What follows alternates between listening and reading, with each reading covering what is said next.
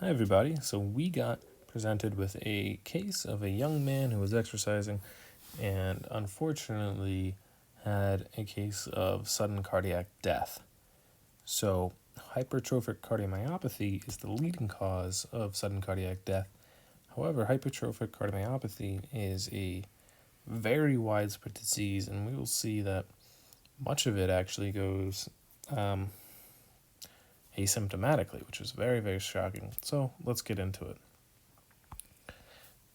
It is defined as a disease that causes thickening of the left ventricular wall. And in adults, this has to be greater than 15 millimeters, and it has to occur in the absence of other etiologies, so long-standing hypertension and other causes of concentric remodeling cannot be present.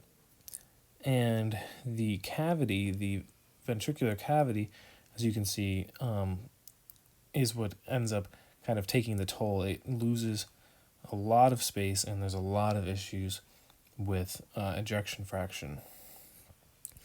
And the pathology, when we look under the microscope, is seen below with significantly hypertrophied cardiomyocytes that are disorganized in nature. As we compare to the right, the very nice branch, slender cardiomyocytes definitely are quite different, and the reason why the cells in HCM end up like this is due to a autosomal dominant genetic mutation. And it's not just one mutation, actually. There have been over 1,400 identified mutations, and this is really a growing list as well. And so the sarcomere is kind of intuitively the first place we would expect to see mutations. It's the functional unit of the cardiomyocyte. And so as you see, there's a lot of genes here pointing out different proteins, and there are mutations that arise in all of these genes that cause HCM. And notably, two of them, myosin heavy chain and myosin binding protein C, represent about 70% of the cases. However, there's more to the tale in that you can have mutations in other parts of the cell as well, for genes that help function with the sarcoplasmic reticulum, or with calcium regulation, or even a few that go into the mitochondria. And so there's a variety of different things that can happen that will cause hypertrophic cardiomyopathy. And what we find is that there is a extreme prevalence in the general population. So between about 1 to 200 or 1 to 500, somewhere in that range is the prevalence in the general population. And so what's interesting is that some people drop dead when they're very young. However, others live their entire lives without complication. So that's a dramatic difference.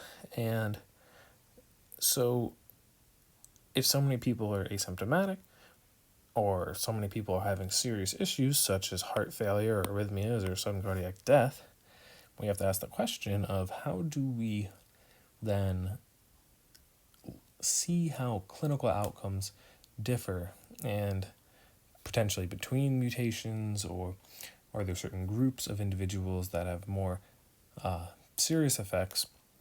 And one of the ways that we see this is that the age of diagnosis is linked to clinical outcomes. So when someone has cardiac imaging and is diagnosed with this, we see that those who are diagnosed under the age of 40 have a much higher lifetime burden of disease, this being a graph plotted against kind of the cumulative incidence of like these events and a few others as well. However, if you're born if you are diagnosed between the age of 40 and 60, we see that the incidence increases at a similar rate, but still is lower, and then after 60 again, lower. And so this is interesting because now perhaps we can look at certain mutations or certain groups and try to address the big standing question of why is there such variance in the genotype to phenotype of hypertrophic cardiomyopathy. So we analyzed, or this group analyzed, those individuals that have sarcoplasmic, sarcomere mutations in green, those who have HCM but no sarcomere mutations in red, and those again who have it, but they have a mutation in the sarcomere that has yet to be verified as a significant mutation in the pathogenesis of HCM. And what they saw was that if you have a mutation in the sarcomere, you have a much quicker progression of disease, and this being a symptom-free life, your chances of having a symptom-free life significantly go down if you have a sarcomere mutation opposed to someone who does not have a sarcomere mutation. And those who have a variant of undetermined significance of US in the sarcomere have an intermediate risk. And so then this allows us to ask questions of, hey, is this something we can potentially model and understand? Maybe add environmental factors that we can control and kind of ask more specific questions. And so there have been some murine models that have been developed and a lot of other exciting approaches that my colleagues will address here in just a second.